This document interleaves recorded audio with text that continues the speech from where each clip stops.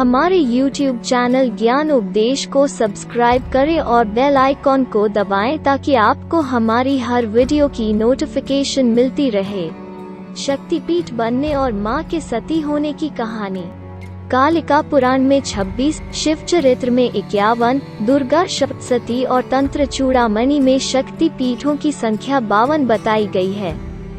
साधारण 51 शक्ति पीठ माने जाते हैं। तंत्र चूड़ामणि में लगभग 52 शक्ति पीठों के बारे में बताया गया है। आओ जानते हैं शक्तिपीठ बनने की सरल कथा। राणों के अनुसार दक्ष प्रजापति परमपिता ब्रह्मा के पुत्र थे।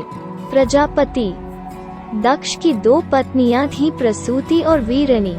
प्रसूति से दक्ष की 24 कन्याएं थीं और वीरनी से 60 कन्याएं। इस तरह दक्ष की 84 पुत्रियां थीं।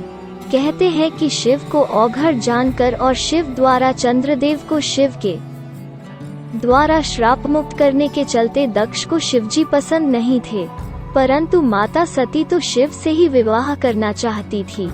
दक्ष सती का विवाह शिव से नहीं करना चाहते थे, अतः उन्होंने सती के स्वयंवर करने का निर्णय लिया। दक्ष ने सभी गंधर्व, यक्ष, देव को आमंत्रित किया, लेकिन शिव को नहीं। कहते हैं कि शिवजी का अपमान करने के लिए उन्होंने शिवजी की मूर्ति बनाकर द्वार के निकट लगा दी थी। स्वयंवर के समय जब यह बात सती को पता चली तो उन्होंने जाकर उसी शिव मूर्ति के गले में वरमाला डाल दी। तभी शिवजी तत्क्षण वहीं प्रकट हो गए। भगवान शिव ने सती को पत्नी रूप में स्वीकार किया और कैलाश धाम चले गए। इस पर दक्ष बहुत कुपित हुए।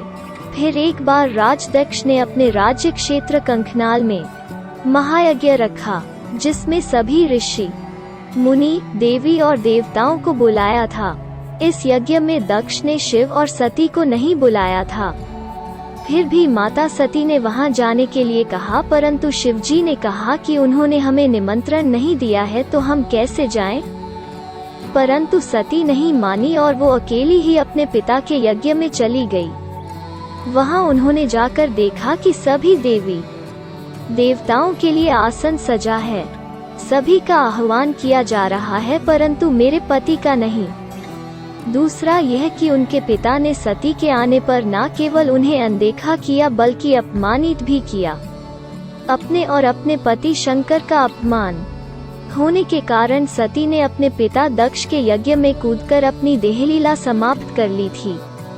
यह बात जब शिवजी को पता चली को वे बहुत क्रोधित हुए और उन्होंने अपने गण वीरभद्र को भेजा। वीरभद्र राजा दक्ष को सजा देने के लिए उनके यज्ञ स्थल पर तत्क्षण ही पहुंच गए। कहते हैं कि जब वीरभद्र ने दक्ष का यज्ञ ध्वंस कर दिया तब प्रजापति दक्ष ने विष्णु को युद्ध करने के लिए बुलाया। विष्णु ने युद्ध करने का वचन दिया। वीरभद्र भगवान विष्णु से युद्ध करते वक्त तनिक भी विचलित नहीं हुए, किंतु अंत में भगवान विष्णु ने उन्हें एक पाश में बांध लिया। तब भगवान शिव ने अपनी जटाओं से भद्राकाली को अवतरित कर वीरभद्र की सहायता के लिए भेजा और उन्हें बचाया गया। भगवान विष्णु अपने वचन की पूर्ति होने पर युद्ध मैदान से चले गए। इसके बाद वीरभद्र ने प्रजापति दक्ष का सिर धड़ से अलग कर उनके सिर को उसी यज्ञाग्नि में जला दिया जिसमें माता सती ने आत्मदाह करने का प्रण लिया था। बाद में घटना स्थल पर शिवजी प्रकट हुए और बहुत ही दुखी होने लगे। सभी देवी और देवता भी वहां उपस्थित हुए। यज्ञ की अग्नि से शिवजी ने माता सती की देह को निकाला और वे उसे अपने कंधे पर लेकर जगह जगह घूमते रहे।